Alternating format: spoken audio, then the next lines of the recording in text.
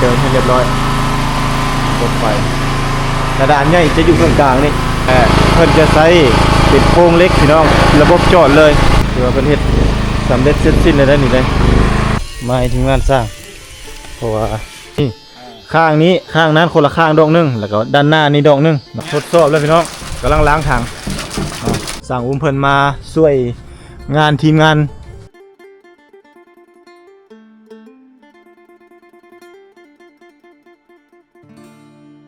กลับมาให้สบายดีท่านผู้ชมยินดีต้อนรับสู่ช่องทีลาวกระเป๋าทุกอีเช่นเก่าเช่นเคย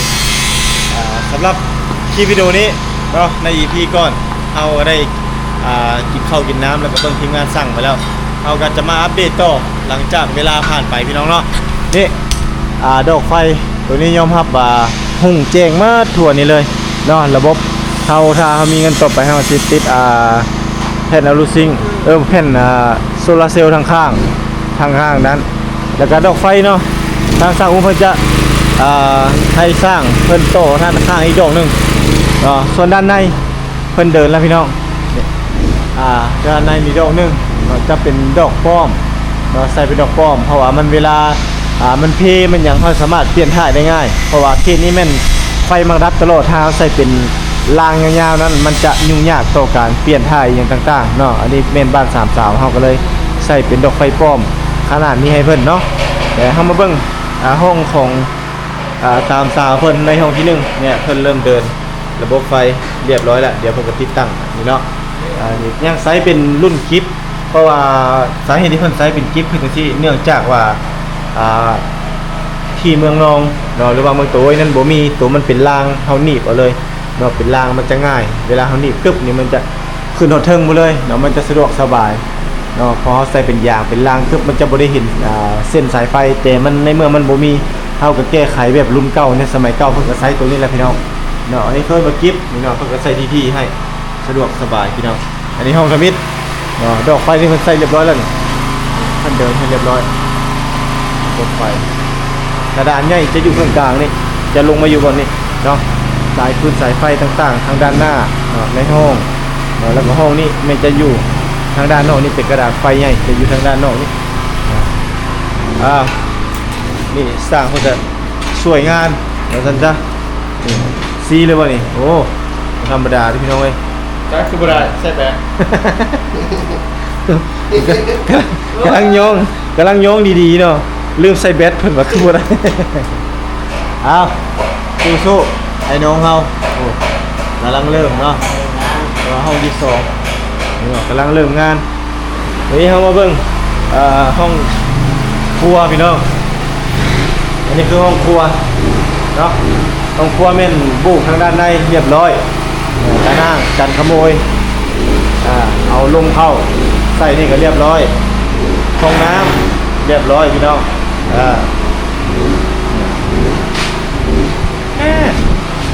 เรียบร้อยเนาะห้องน้ำเนาะ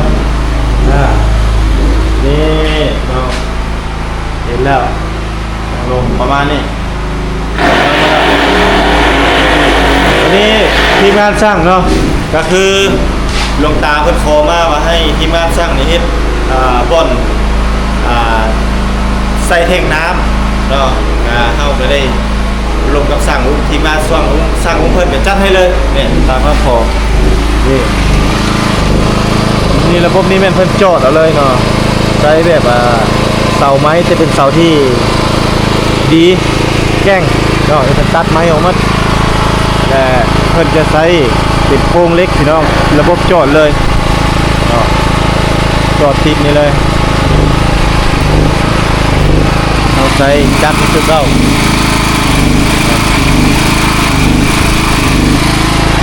ถือว่าใกล้แล้วความฝันใกล้จะเป็นจริงแล้วเนาะแล้วเนาะกำลังเริ่มงาน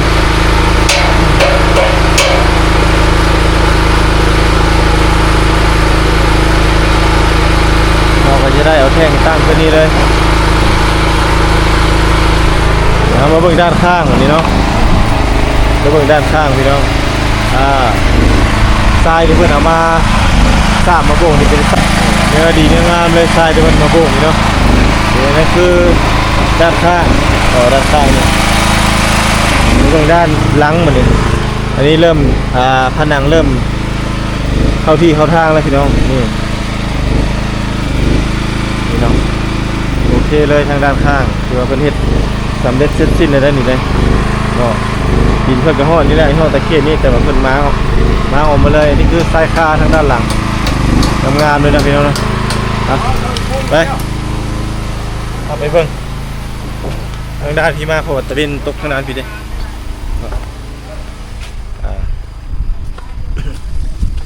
นี่เนาะพี่น้องเบิ่งแต่ด้านพี่มาเลยมื้อนี้จังเห็นแดดเนาะ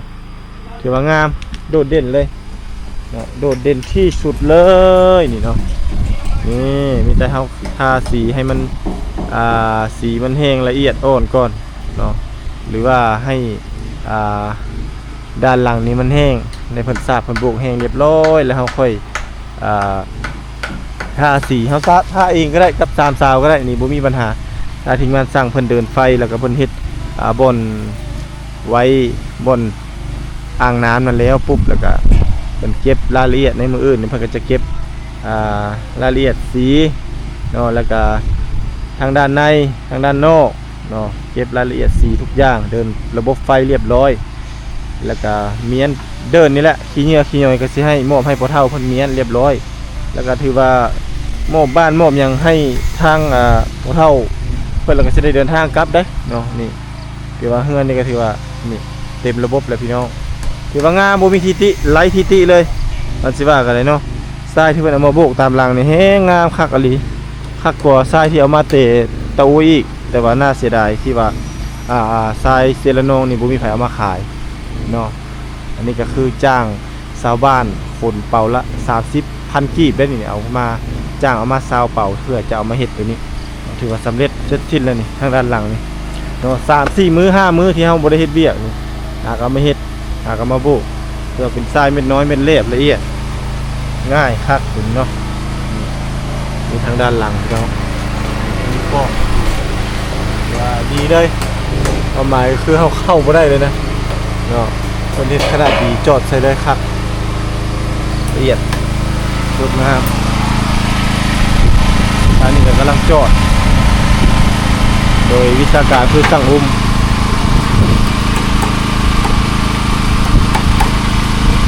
เจ้าแท่งเพิ่นใส่นี่เนาะมันเล็กแล้วจอดกะนั่นนี่บ่แต่ดีพี่น้องเพราะว่าเฮาเอาเล็กกาดใส่เลยจอดใส่เลยก็มันจะเวลาหน้าฝนมาอย่างต่างๆมันจะโบเดือโบโดแล้วก็โบผู้โบพังง่ายเนาะโดยที่ว่าเฮาบ่ได้ใส่หลังคามุงก็ได้เพราะว่าไม้มันเป็นไม้เนื้อแน่นเนื้อดีมันแล้วก็เอาเล็กจอดอีกสบายเลยพี่น้องแล้วก็สิจอดทั้งด้านเทิงเพื่อรองรับน้ำหนักจากน้ำหรือว่าจากแท่ง1,000 ลิตรเนาะเสร็จให้แล้วอันนี้เราก็จะได้ฮื้อได้อย่างออกนั่นแหละ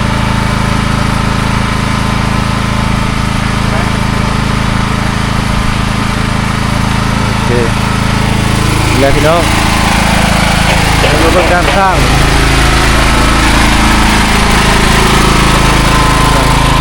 อันนี้เราก็จะได้เก็บอนามัยออกมานี่พื้นที่นี่เนาะเก็บอนามัยบัวระบัดคัดสีออกมันเลยเนาะบริเวณดังกล่าวนี่ที่เหยื่อนี่ก็คือการเฮาให้พ่อเฒ่าเนาะให้พ่อเฒ่านี่อนามัยจูดเก็บจูดจนหมดแล้วก็ไม้ตอกโกกตานี่ก็เก็บเมียนจูดหมดแล้วก็พื้นที่มันยังมีน้อยเนาะพูดแหละในอนาคตเฮาสิขุดขุมขี้เหยื่อทางด้านหลังหมดเนาะเพื่อให้สาวๆเพิ่นจูดขี้เหยื่อเนาะแล้วมันจะบ่หกบ่เหือนี่แหละพี่น้องคือบรรยากาศบ้านสาวๆเนาะแต่สิยังมีขี้เหงื่อขี้หย่อยอยู่แต่ก็เริ่มละเอียดแล้วได้เริ่มละเอียดจบงามแล้วพี่น้องนี่อันนี้บรรทุกกับมาให้ทีมงานสร้างม้างออกแล้วหน้าบ้านนี่เนาะตอนที่มุงนี่เพราะว่ามันหักทับรถเบาตุกนี่ประมาณนี้พี่น้องทำเลงามสวยงามเลยผมบรรยากาศดีทำเลคักติดกับสายทางนี่เลยเวลาเฮาเนมมานี่พี่น้องบรรยากาศสุดยอดเลยเนาะบ้านของ3 สาวเผาตะโอ้ยพี่น้องเนาะบ้านงามแล้วก็มีอ่างน้ำบ้างอย่างนี้โอ้ถือว่าสุดยอดแล้วระบบไฟเขาก็ติดทางข้างทางหน้าเนาะต่อไปกับโซลาร์เซลล์ซีเมนต์ทางข้างนี่ตื่มใส่เพื่อให้มันแจ้งสว่างมัดทีบอันนี้เนาะเพื่อให้3 สาวเพิ่นนี่หายห่วงหายกังวลในระแวกนี่แหละ ถือว่าสร้างมันก็เร่งเต็มที่มื้ออื่นก็สิเริ่มเก็บรายละเอียดเนาะเก็บรายละเอียดสีทางด้านข้างนี่ทางด้านโหนกนะครับก็สิเก็บละเอียดเลยแล้วพอด้านหลังเก็บรายละเอียดหมดทุกอย่างเลยกับทีมงานช่างอุ้มแต่นี่ก็ยังกระเจกระจายอยู่เนื่องจากว่ามันยังบ่ทันลงตัวเนาะหรือว่าบ่ทันเข้าที่เข้าทางเท่าที่ควรเพราะว่าระบบเข้ากันถือว่ายังอันนั้นอยู่เนาะนี่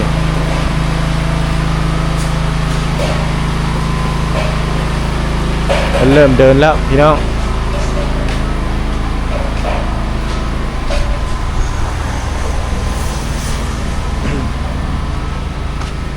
อันนี้ด้านข้างเนาะตรงด้านข้างนี่ด้านข้างก็เริ่มโอเคแล้วพี่น้องนี่แน่นอนสาวด้านข้างอันนี้นะเดี๋ยวว่าคักแล้วเนาะไร้ทิติหายห่วงถือว่าดำเนินมาหอดนี่ทางด้านหน้าก็ถือว่าสำเร็จแล้วนี่เนาะเทกันเปื้อนด้านหน้าเนาะ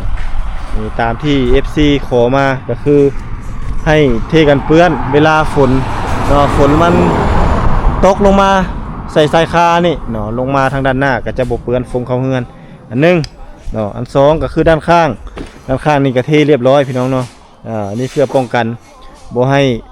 ฝนสาดเข้ามาแล้วมันฟงถึกสีแล้วจะเฮ็ดให้ด้านข้างนั้นเปื้อนก็คือทางด้านข้างทางด้านซ้ายมือของประตูนี่เนาะอันนี้ด้านหน้าของเฮือนถ้าเฮาอนามัยละเอียดจบงามนี่คักเลยเพราะว่ามื้ออื่นนี่สิได้พาสามสาวนี่เพิ่นไปซื้อเครื่องซื้อโซฟาเนื่องจากว่าฟ้าฝนนี่ก็เริ่มเป็นใจแล้วบางแล้วพี่น้องเอ้ยพายุไปแล้วเนาะตอนพายุอยู่เดี๋ยวบ่ไหวเด้มาด้านข้างนี่เนาะด้านข้างนี่ก็โอเคนี่เรียบร้อยละด้านข้างนี่ก็นะมีแต่อนามัยมื้ออื่นให้บ่เฒ่าเพิ่นจัดการอันนี้ยังระบบเฮือนครัวห้องน้ำแล้วก็โดดทางข้างนี่ทั้งหมดนี้มีอยู่จักดอกวะ9ดอกเนาะ1 2 3 4 5 6 7 8 9โอ้9ดอกพี่น้องทีมงานสร้างบ่ธรรมดาได้พี่น้องเอ้ยอันนี้เพิ่นก็บริการแถวเซปูนตลอดเลยเนาะเมื่อวานนี่ก็ได้จองตั๋วเพิ่นไปเฮ็ดเดินไฟให้ธนาคารบ่เฮ็ดธนาคาร LED LEB บ่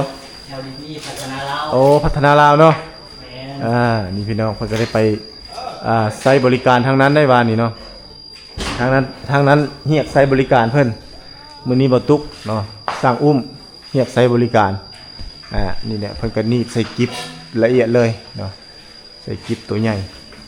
เดินใส่อันนี้ผู้ช่วยเด้อนี่เด้อผู้ช่วยเนาะมาช่วยเป็นหมู่กันถ้าเพิ่น2คนนะเป็นหมู่เป็นเสี่ยวกันและเพิ่นนี่เฮ็ดเวียกอยู่เมืองนองเพิ่นก็เลยมาช่วยเนาะบ่าวสายคำเวียกเสริม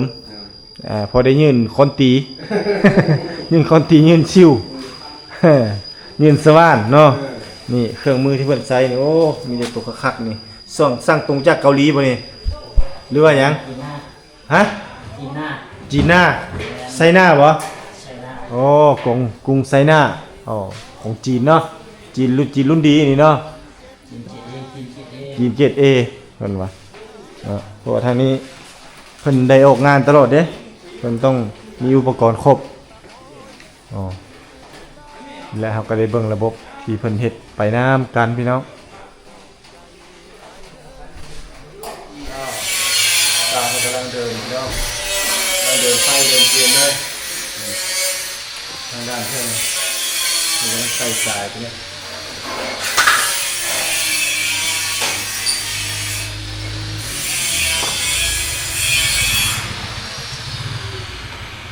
เรียกนักประเทศครับผมสายตัวนี้รีดทั้งแม่ได้เห็นเลยงานละเอียดเลยเลือกสบายต่อไปการทำน้ำกระดานทำครัวงานเลยให้งานให้มาตรฐานเนาะได้ทั้งความงามได้ทั้งมาตรฐานเล่นไปหาพี่น้องไปหาซื้อนี่แหละมาให้ทีมงานสร้าง ราะว่าสร้างเพิ่นก็หิวเพิ่นก็ยากคือกันเด้คาราบาวบ่นี่ดิแม่นบ่บ่แม่นติเนาะคาราบาวเนาะ มันบ่มีในคาราบาวเลยมีแต่นี่ในกระทิงแดงเลย มาทิ้งเลยรถ เอ้า พอจะมีเขา กระทิงแดงจะมีเขาเนาะเจ้าหยังเดี๋ยวมาเนาะสิให้สร้างพร้อมนี่สร้างแล้วเอ้าอันนึงโอเค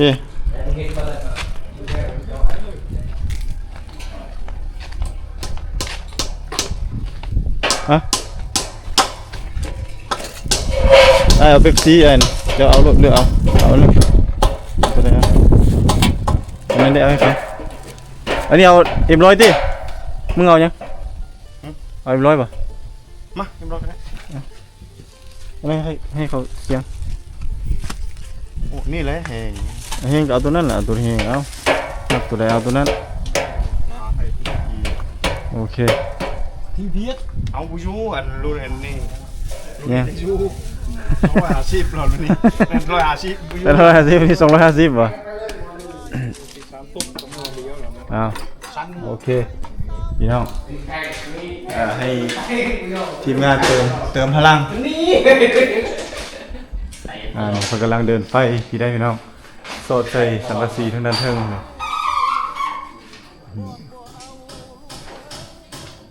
เพิ่นเก็บงานพุ่นแหละรีดมาแต่พุ่นแหละพี่น้องเพิ่นรีดมาแต่เซปูนพุ่นได้นี่ มีไก่เที่ยง รีดไกลมากนี่ โมเมลี่แล้ว รีบบ่แม่นรีบมาฟ้าวมาภาษาบ้านเฮา นี่เนาะงานเป็นเฮ็ดละเอียดพี่น้องเรียกไซต์บริการได้ สุพรรณซิตี้ น่ะ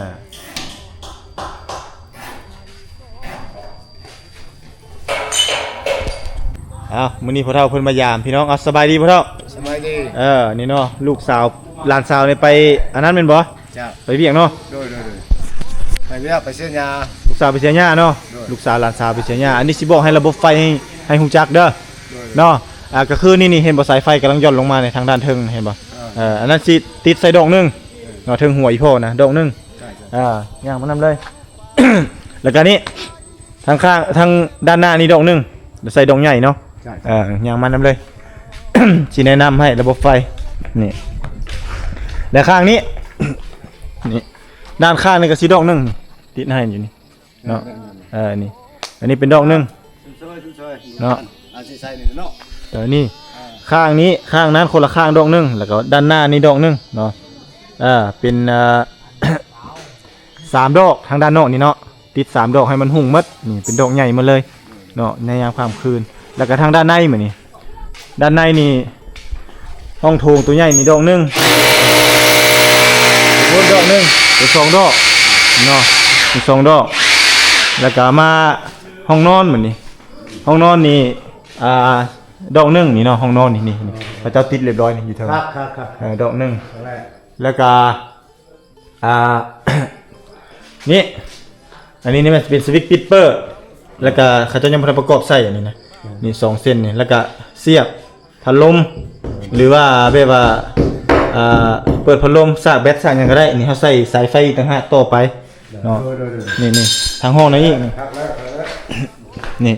โอ้บ่คักก็บ่ทนแล้วเอาสร้างฝีมือคุณภาพมาจากซีปูนมาได้นี่เลยนี่อันนี้คือสายไฟที่มันเฮ็ดตัวนี้มันบ่มีเขาเอิ้นว่าห้างแม่นบ่เนี่ยก็เขาเอิ้นหยังก็ตัวที่ว่ามันกวบบ่เห็นให้เห็นสายไฟเลยนะ มีตัว อีหยังก็ตุ้ยเขาเอิ้นน่ะเดี๋ยวเขาตัดอันนี้ก็จะตัดอ้ายโลด นี่เนาะระบบเพิ่นเดินสายไฟให้นี่เนาะอีหยังก็ตุ้ยที่เขาเว้านี่ จับไปดูเลย นี่ตัวที่ว่ากวบนี่นะบรรทุกก็บ่เข้าใจคือกันเนาะกวบที่ว่าบ่ให้เห็นสายไฟนี่เนาะแต่ตัวนี้ยังใช้เป็นแบบรุ่นเก่าแต่ก็เพิ่นก็เฮ็ดแน่นหนาถาวรหรือว่าวางระบบเนาะรีดสายไฟข้างในให้มันละเอียดจบงามนี่ตามระบบเพิ่นเลยนี่ลงมากระดานไฟใหญ่นี่จะอยู่นี่อันนี้คือกระดานไฟตัวใหญ่เด้อตัวนี้ทุกสายจะมาลงอยู่นี่หมดเนาะงับคานาวอยู่นี่สวิตช์อยู่นี่เดี๋ยวเพิ่นสิดำเนินการให้แล้วสิอธิบายให้อีกเทื่อนึงอยู่นี่และ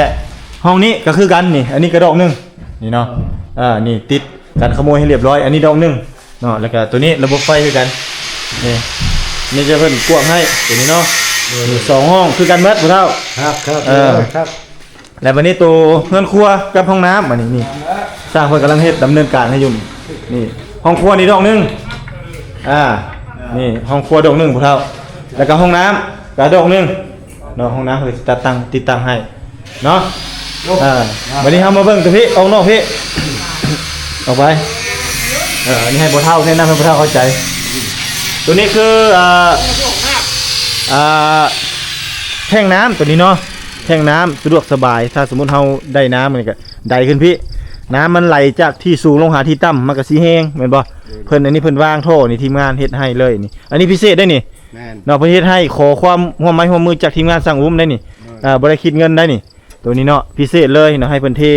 เจ้าหาเสามาเนาะแล้วก็ถ้าเฮาติดตั้งแท่งให้แล้วก็เดินระบบน้ำเข้าหาห้องครัวแล้วก็เดินไปห้องน้ำตัวนี้เนาะแบบในเมืองเลย นี่ตาครับเอาไม้18ตั้งแต่สูงนึงน่ะมัด ตัวนี้แม่นระบบปล่อยน้ำเสียตัวนี้ พ่อกันมากบ่ค่อยมีคืนนี้ บ่เคยมีบ่ บ่มีเลย เฮ็ดให้ถือว่าจบงามเลยนะเขาสิว่าแล้วก็ได้ละเอียดจบงามนี่ทีมงานสร้างเฮ็ดให้แหละอันนี้ก็เล็กบ่ต้องย่านเนาะว่ามันสิฮักสิพีสิฟังเพราะว่ามันเป็นเล็กทนแดดทนฝนมีแต่เฮาเอาสีกันเมี่ยงมาทาเรียบร้อยมันสามารถรองรับน้ำหนักได้สะดวกสบายมีแต่เฮาต้องมีน้ำเต็มตลอดถ้าน้ำบ่เต็มนี่ยันฝนฟ้าฝนมาแล้วยันมันพัดนะมันพัดแล้วยันมันตกลงเนาะนี่ทางด้านหลังนี่เพิ่นก็เฮ็ดแล้วเลยยังแต่สีนี่ค่อยในระยะจะอยู่บางนี้ก็ได้นี่คือสีมันนี่สีนี่แบบนี้ถ้าทีมงานสร้างได้อยู่โตเนาะได้เฮ็ดโตก็ถือว่าเขาจะเก็บรายละเอียดให้แต่ถ้าทีมงานสร้างอีก 3-4 มื้อนี่บางทีสิปิดงานได้มื้อก่อนแต่ว่าทางด้านหลังนี้ยังบ่แห้งเนาะฝาผนังยังบ่แห้งและมีแต่สร้างเพิ่นสิปะสีไว้เนาะแล้วก็ค่อยนี่แหละกับ33นั่นแหละสิสอนท่าเพราะว่าค่อยก็เคยท่าสีอยู่เนาะให้เขาได้เวียกไปนํเลยเพราะว่าทีมงานสร้างนี่เพิ่นต้องได้ไปรับงานโตงานจ็อบต่ออีกได้หลายเวียกเนาะหลายเวียกหลายงานเป็นอะไรคักอยู่บ่เฮือนนี่มาตรฐานเนาะมีเฮือนครัวมีอย่างอีกครบไฟกับทั้งหน้าทั้งสองข้างทั้งหน้าอีกคือเขาบอกเมื่อกี้เลยนะตั้งแต่เกิดมาครับพ่อได้เกิดมาเนี่ยบ่มีนั่นนี่เนาะอยู่เท่าใดปีเลยครับบ่เคยเห็น60ปลายปีนี่ครับแต่ก็ยังบ่มีดีใจน้ำลูกน้ำหลานเนาะเอาขอบบุญขอบคุณหลวงตาเพิ่นเนี่ยขอบคุณหลวงตาเด้อแม่เจ้าน่ะเว้านะขอบบุญขอบคุณขอบคุณแล้วนำลุงตาหั่นแหละหลวงตาที่เมตตาที่เมตตานั่นแหละหลานทั้ง3หลานทั้ง3หลายเด้อขอให้หลวงตาสิให้ลุงตาอยู่ดีมีแฮงให้อยู่ดีมีแฮงเจ็บบ่ได้คนไข้ไม่มีนะให้เจริญในศีลในธรรมเจริญในธรรมนั่นแหละโอเคมันยืนมันยืนเนาะโอเคเพิ่นเว้าได้แต่ซ้ำนี้ก็ถือว่าดีแล้วพี่น้องเอ้ยนี่แหละคือรูปภาพบรรยากาศที่มาอัปเดตให้ท่านผู้ชมได้ติดตามรับชมสำหรับบ้าน3สาวเนาะถือว่าในคลิปวิดีโอนี้3สาวเพิ่นบ่ได้เดินทางมาร่วมเนื่องจากว่าเพิ่นไปเวียกไปงานก็บ่เป็นหยังพี่น้องมีแต่บ่ตุกอัปเดตให้ท่านผู้ชมได้ติดตามรับชมโอเคท่านผู้ชมเนาะเดี๋ยวจังใดจังหน่อยจะอัปเดตให้ท่านผู้ชมได้ติดตามรับชมอีกหลังจากที่ทีมงานสร้างใส่กระดานไฟหรือว่าใส่บ่อนกระดานไฟใหญ่ทางด้านในเนาะเดี๋ยวบ่ตุกจะอัปเดตอีกจักหน่อยนึงเนาะทดสอบแล้วพี่น้องกำลังล้างถังโอ้เบิ้ลเลยบ่มีแต่ฮะใส่งานได้แล้ววันนี้ได้แล้วเนาะตัวนั้นคือบุปิดเนี่ยข้างๆใส่งานได้แล้วพี่น้องนั่นเรียบร้อยบัดนี้จวกโลดทดสอบความแห้งของน้ำได้บัดนี้นะปิดปั๊บเรียบร้อยบัดนี้ได้ขึ้นใส่อ่างแล้วเดี๋ยวมื้ออื่นเพิ่นก็จะโตเขานี่แหละเนาะโตเขาในเฮือนเพราะว่าช่วงนี้สร้างไฟกำลังเฮ็ดงานอยู่เฮ็ดเวียกอยู่นี่ของครัวดอกนึงจะเฮาจะใส่เป็นดอกป้อมมาเลยสบายเพราะว่าผู้หญิงเพิ่นอยู่นะสบายเปลี่ยนเนาะแม่นบ่สร้างถ้าเฮาใส่ดอกเป็นล่างๆยาวๆนั่นโอ้ยุ่งยากไปหน่อยเนาะถ้าได้เปลี่ยนหมดเลยแล้วมันยากตัวนี้อยู่ลาวสลายเขาเจ้าฮิตรุ่นนี้เลยนี่เนาะจะใส่รุ่นนี้สร้างองค์เพิ่นก็มาเฮ็ดสวยคือกันนี่พี่น้องอันนี้ก็กระดานไฟตัวนี้เนาะเป็นกระดานไฟห้องครัวยังหมอนี่จะเอาหินเจียบ่โอ้ ว่าสั่งคนละแบบเด้ ทางเปลี่ยนมา ได้นี่เป็นซีซะแล้วตัวนี้เนาะบนกระดาน เฮ้ย ไฟ น้องดำมาทางเลย มักขนาดนั้นบีบลิ้นแล้วนะอีดนี่เนาะยังอีกสายหนึ่งติแม่นบ่ ใส่ก่อนได้ แต่ก่อนก็ได้เนาะ มีจะก้นมาฮะใส่มาได้เฮ้ย ไป อันนี้ ซื้อบอกเดี๋ยวครับ คือบ่ครึ่งตัวนี้บ่ครึ่งบ่ได้ ครับ ซื้อว่าซื้อแป้งมาที่เอา สั่งอุ้มเพิ่นมาช่วยงานทีมงานสร้างที่เดินทางมาเตะเซปูนเนื่องจากว่ามันใกล้จะค่ำแล้วแต่เราต้องได้เดินทางกลับเมืองนองเพราะว่าสร้างเพิ่นก็มื้ออื่นเพิ่นค่าประจำการเนาะอันนี้เพิ่นรับงานจ็อบในระหว่างวันเสาร์วันอาทิตย์พี่น้องเนาะก็ต้องทำงานจ็อบจึงอยู่โลดพี่น้องเนาะอันนี้คือบรรยากาศคอยค่ำลงแรงแต่เว้นใกล้จะตกดินในระหว่าง6 โมงยังพี่น้องเนาะเราก็ได้เห็นบรรยากาศหลังภูหรือว่าหลังบ้านของสามสาวที่เต็มเปี่ยมไปด้วยธรรมชาติที่สวยสดงดงามและอากาศที่บริสุทธิ์เนาะในบรรยากาศยามแรงๆนี่ที่บ้านสามสาวที่คืบหน้าไปแล้ว 95% พี่น้องถือว่าเดินระบบไฟทุกอย่างรอหลังจากนั้นก็มีแต่ทาสีเนาะเก็บสีรายละเอียดทางด้านนอกด้านในแล้วก็ทายาแนวตัวที่ว่ายังบ่ทันทานั้นเนาะแล้วก็เข้าไฟเรียบร้อยก็ถือว่าเสร็จสิ้นเนาะถือว่าเฮ็ดพิธีมอบรับได้เนาะมอบรับบ้านให้กับสามสาวเฮานี่แหละพี่น้องคืออัปเดตบ้านล่าสุดที่บ่ตุกได้มาเอามาฝากมาต้อนเนาะ FC ทุกท่านให้ได้เห็นให้ได้ฮู้นํกันเนาะดอกไฟเฮาก็ใส่ทั้งสองข้างเนาะหน้าอีกอันนึงมันก็หุ่งแจ้งสว่างเมิดทีบัดนี้กลางค่ำกลางคืนก็ถือว่าปลอดภัยหายห่วงเนาะสะดวกสบายแนมไปใส่ก็เห็นหมดนำบ่เฒ่าเนาะโอ้บ่เฒ่านี่เพิ่นดังไฟนึ่งเข้าพี่น้องหน้าที่รับผิดชอบเพิ่นมื้อนี้รับจ็อบดังไฟนึ่งเข้านี่บรรยากาศทางข้างเนาะใส่เรียบร้อยแล้วนี่ดอกไฟนี่สั่งอุ้มเพิ่นใส่แล้วนี่เนาะ นี่เพิ่นใส่เรียบร้อยแล้วเนาะดอกไฟนี่ทางด้านข้างหุ่งสว่างหุ่งแจ้งสว่างนี่ตัวนี้น้ำเฮาก็โตขึ้นไปก่อนสำซาเฮาได้ซื้อท่อซื้อหยังมาแล้วเฮาจังสิค่อยเดินเข้าอีกเนาะในเรื่องเนาะถือว่าคักแล้วพี่น้องเอ้ย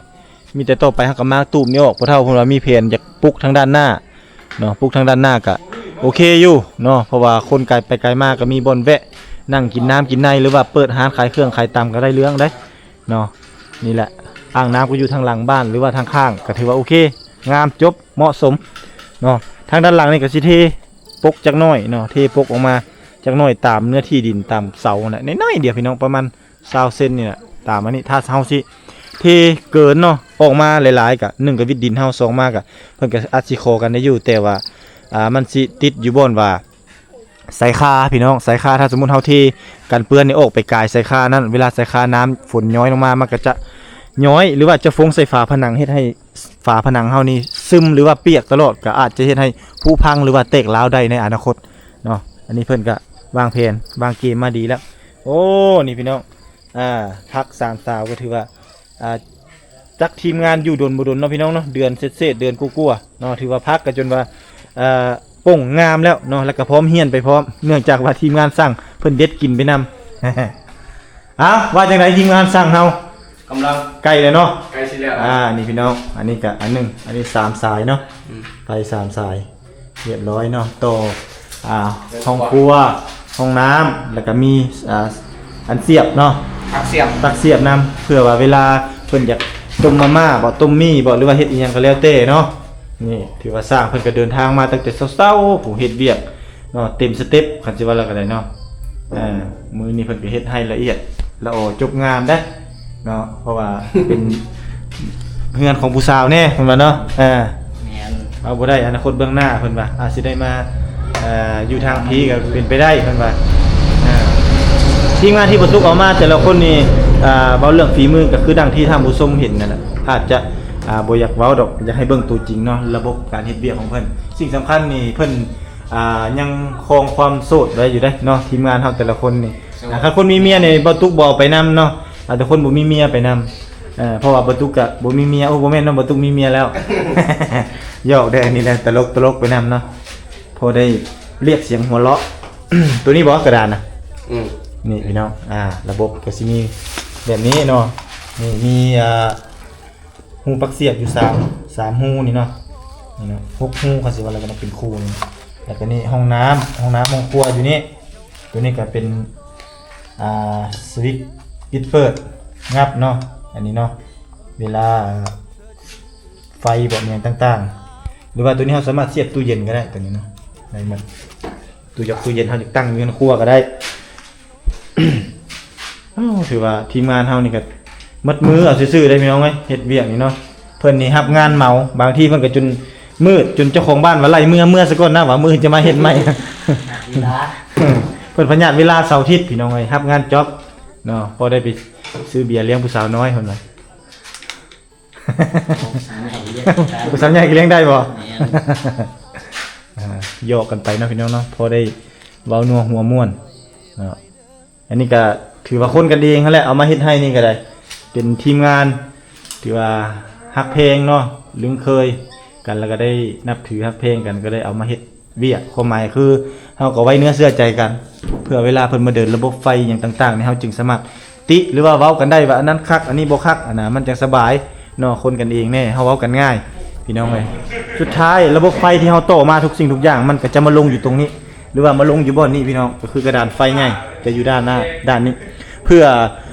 ความสะดวกสบายและก็ให้สามสาวเนี่ยเข้าใจง่ายในการไต่ฟืนไต่ไฟหรือว่าเวลาฝนตกฟ้าห้องฝนลมอย่างต่างๆให้เพิ่นปิดสวิตช์อยู่บนนี้เนาะมันจะสะดวกสบาย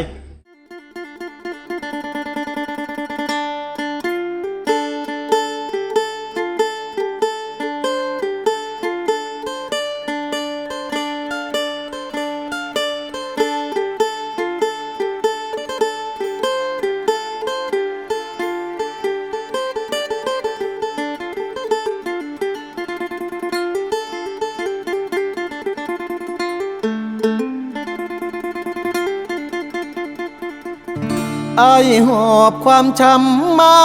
เซละนองหลายปีหม่นหมอ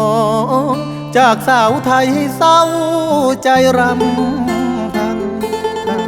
น่าเป็นเหตุเฮ็ดให้เฮาต้องพลาดจากกัน ด้วยพ่อแม่เจ้านั้นบอกบ่เอาลูกเคยคนจนมาพ่อผู้สาวชนเผ่าตะโอยเจ้าเอิญจะโดยง่อยเด้อชื่นใจเหลือล้นเธอชื่อธิดาสาวชนเผ่าตะโอยหน้ามนหอยยิ้มจิ้มใจอ้ายล้นเหมือนนิมนต์มาจนละเมอสาวเซละนองบ่าวไทยสองใจพันผูกความเจ็บกลายเป็นความสุขหากันแต่วันแรกเจอสาวเผ่าตะโอยชื่อธิดาอ้ายหาเจ้าเด้อขอบใจหลายเด้อคนดีที่หาพักอายขอฝากชีวิตไว้เซละนองทุกความหม่นหมองฝากเธอช่วยเป็นยาใจขอบคุณความเจ็บที่นำพามาพบสามวัยจากนี้ทั้งชีวิตอายมอบให้เจ้าสาวงามตะโอ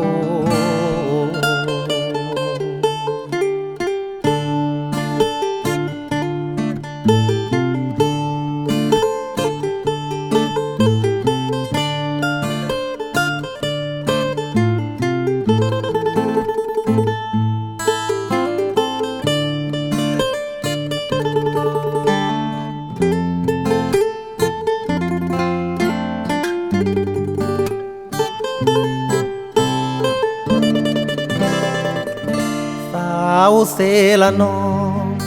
บ่าวไทยสองใจพันทุกความเจ็บกลายเป็นความสุขหากันแต่วันแรกเจอสาวเผ่าตะโอยชื่อธิดาอายหักเจ้าเด้อขอบใจหลายเด้อคนดีที่หักอายขอฝากชีวิตไว้